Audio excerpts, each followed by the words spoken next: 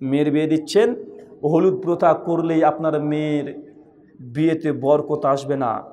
কথা বুঝতে পারলেন না? এবার মেয়েকে অর্ধলঙ্গ অবস্থায় বসিয়ে পাড়ার মেয়েদেরকে গায়ে একদম গিয়ে ডোলে ডোলে আপনার মেয়ের গোপন গোপন জায়গাতে টিপে টিপে হলুদ মাখিয়ে দিচ্ছে। আপনি বাপ, লজ্জা লাগলো না? আছে না নাই? সহিহ বুখারী 5240 নম্বর হাদিস। আল্লাহ নবী বলছেন, একজন মেয়ে যেন আরেকজন মেয়ের গোপন স্থানে হাত না দেয়। আপনার মেয়ের যখন হলুদ মাখাচ্ছে হাত যায় না? যাই তো।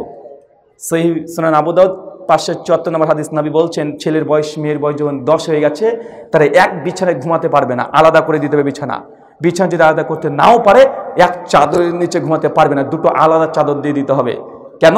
কারণ দুই ভাইয়ের গায়ের সঙ্গে গা যেন না ঘর্ষণ লাগে, দুই বোনের সঙ্গে দুই বোনের গায়ের শরীর যেন ঘর্ষণ না লাগে, আলাদা চাদর করে দিতে হবে।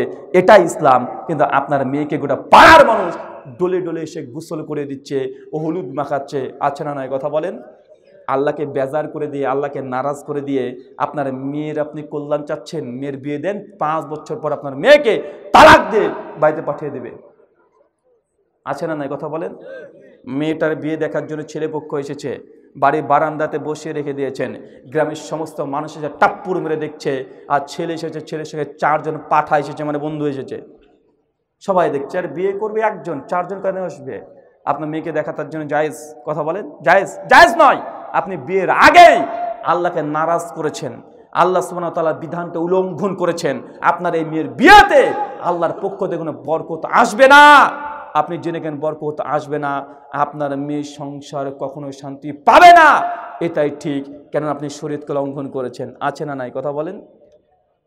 আপনাকে বিয়েতে তো কত বদমাইশের নষ্টামি হয় বাংলাতে, অভাবনীয়।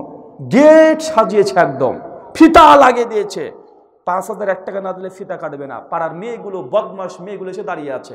আর বন্ধুর বদমাস কিছু বন্ধু থাকে, মানে যার বিয়ে হবে তার বন্ধু কিছু আছে বদমাস, ওরাও গিয়ে মেয়েদের সঙ্গে টানাটানি হিসরা শুরু হয়ে গেছে। আর গায়ে থেকে নেমে বলছে, ওইটা আমার, এটা আমার, ভাগাভাটি হয়ে গেছে আগে থেকেই। বা আছে না নাই?